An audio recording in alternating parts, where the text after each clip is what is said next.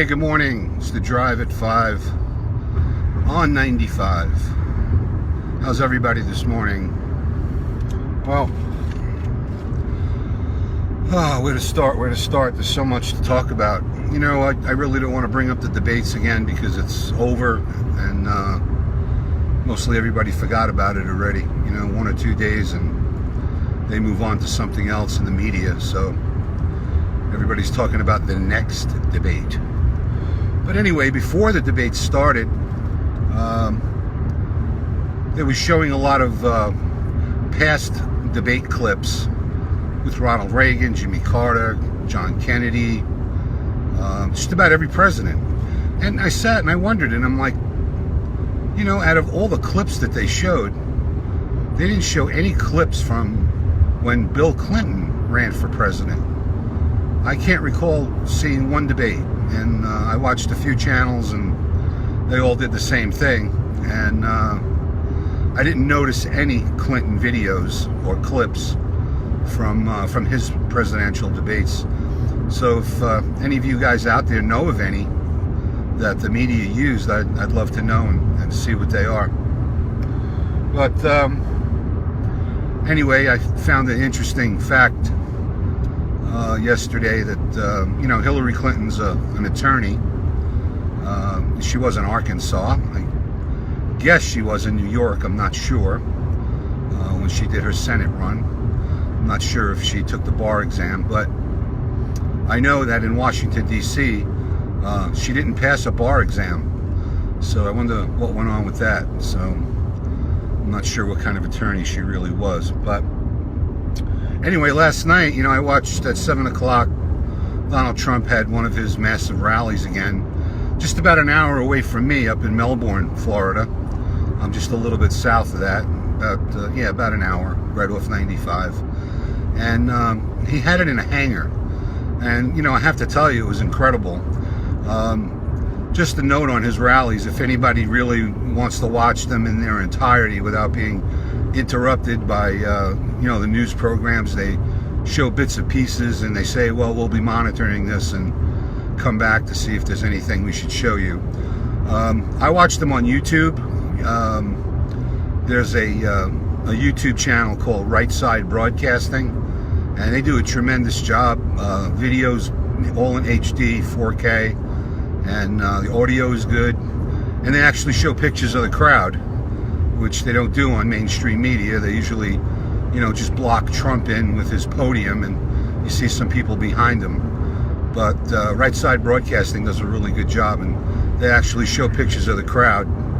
And it was amazing what I saw. I mean, there had to be 9 or 10,000 people inside the hangar, and there was another 9, I believe. 9. So I thought it was pretty interesting. And, you know, last night, Trump spoke about the American dream and how it becomes out of reach. And I think a lot of people that might be listening to me, some of my friends, and it's tough for them. I mean, I have kids ranging from 20 years old all the way up to 35. I have 6 children. And, you know, he does have a point. The American dream is really crumbled before our eyes.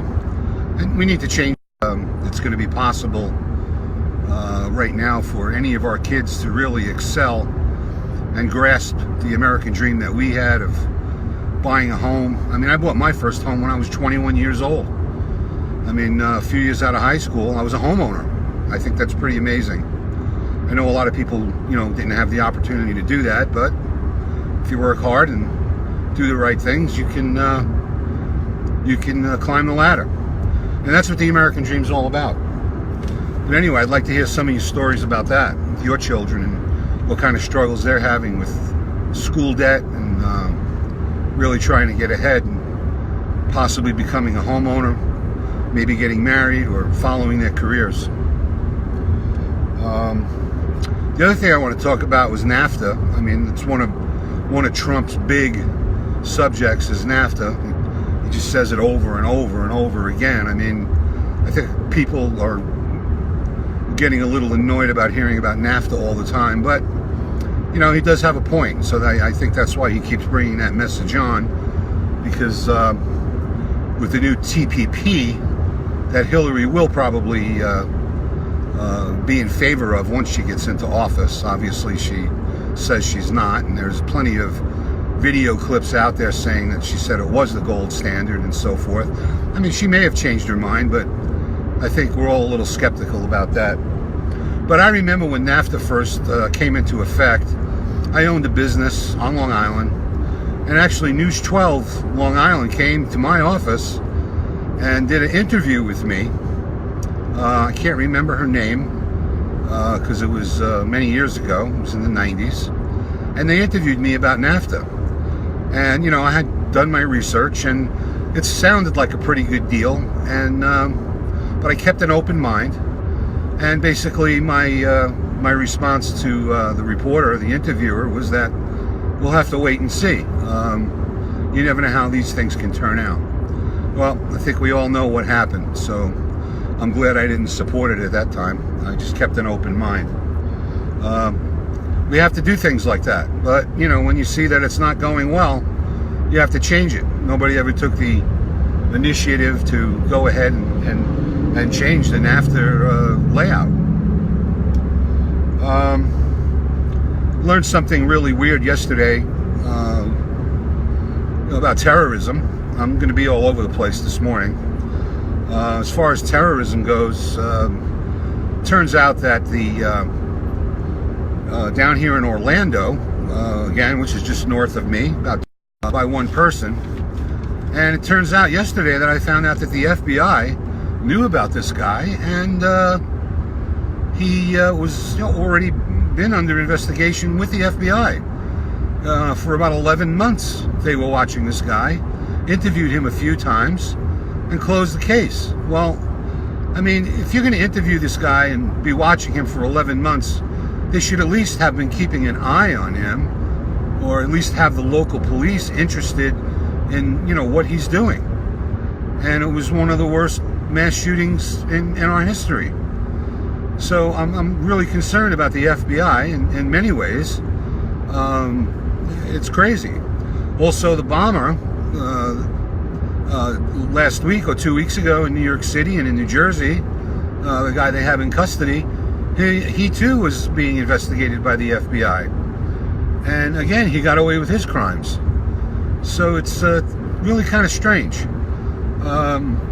Reminds me of, you know, Hillary Clinton's situation where, you know, she was under investigation and they closed it on her. Well, I guess she got away with her crimes too. Her biggest crime was getting away with this. And the bigger one to come is if she becomes president, that's really going to be a crime. So just wanted to let you guys in on a little tidbit on that. Also, yesterday, the director of the FBI, Comey, came out and spoke about terrorism and made it very clear, that there's going to be more and more ISIS members entering our country over the next few years. Now, to me, that's a pretty stern warning, and we need to do something about that. And I think Hillary's plans on defeating ISIS won't work. And, you know, if you want to know about her plan to defeat ISIS, it's on her website. That's pretty sad. But there are more and more coming. So these attacks that we've been seeing, you know, every few weeks something happens. I would assume that we're going to start to be seeing them, you know, around the same duration or maybe even more frequently. It's just crazy. The other thing is NATO. You know, Donald Trump spoke last night about NATO. I mean, NATO is good. No doubt NATO is good. It was formed, you know, 60 or almost 70 years ago, and it serves a fantastic purpose. And Donald Trump likes NATO. He speaks about it highly. They're supposed to put together a task force to handle terrorism. How well that's going to go, who knows? But, you know, Donald Trump keeps saying they don't pay their fair share. So I'm just wondering how you guys feel about that. I'd like you to leave some comments about what you think about NATO. NATO's old. They've always had the same agendas. They do great things. You know, we're paying a lot of money. He says they're not paying their fair share. I'd like to know. I mean, should they be paying more, or are we going to be the police? Are we going to support NATO as much as we do, or should we, kind of force the hand a little bit and say, you guys need to pay a little bit more? If you want our protection, it's expensive. We'll be happy to do it. We're going to do it anyway, regardless whether they pay. The other thing I wanted to talk about this morning was, where am I? Stop and frisk. I mean, we all know what's going on in Chicago, and it's pretty sad that this is where our president came from and really doesn't speak about it or hasn't done much to either help prevent or squash out what's going on with blacks killing blacks. I mean, that's basically what's going on there, and all these gangs and whatnot. Rudy Giuliani, the mayor in New York, did a great job, as everybody knows, and it's said all over every news program, every interview that you might see him in, he'll speak about that. It seems to be a hot topic. I'd like to know your views on stop and frisk. I mean, I think I'm for it. I mean, if I was walking down New York City street and a cop stopped me and asked if he could, if he thinks I look suspicious, can I frisk you? I would be, sure, why not? I have nothing to hide. In fact, I would welcome it, because I know he's going to do it to maybe the guy walking 200 feet behind me that may have a gun or a knife or some illegal weapon. So I think it's good protection. And we could weed out all the bad apples that are walking around in our neighborhoods. The last thing I wanted to talk about was, if Hillary loses the election.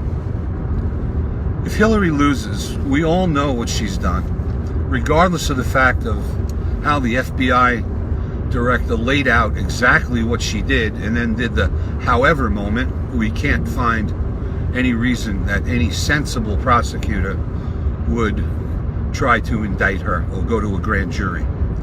I think we all were disappointed about that, even many Democrats. I'm just wondering your thoughts on, if Hillary loses the election, will the Trump administration go forward and open up a new investigation to try and prosecute Hillary Clinton and have her locked up? Having some connection problems, but anyway. Or at least have her reprimanded or some kind of probation, take away her security clearance. Well, if she loses the election, she won't need it anyway, because she'll probably just go disappear and hide under a rock someplace and cry for the next, 8 years or whatever, how long. But anyway, those are my thoughts today, and I'd love to hear from you guys. I'd like you to share my videos if you want to, but I would definitely appreciate your comments. Thanks for tuning in at the Drive at 5, and I'll see you tonight at 5. Everybody have a great day.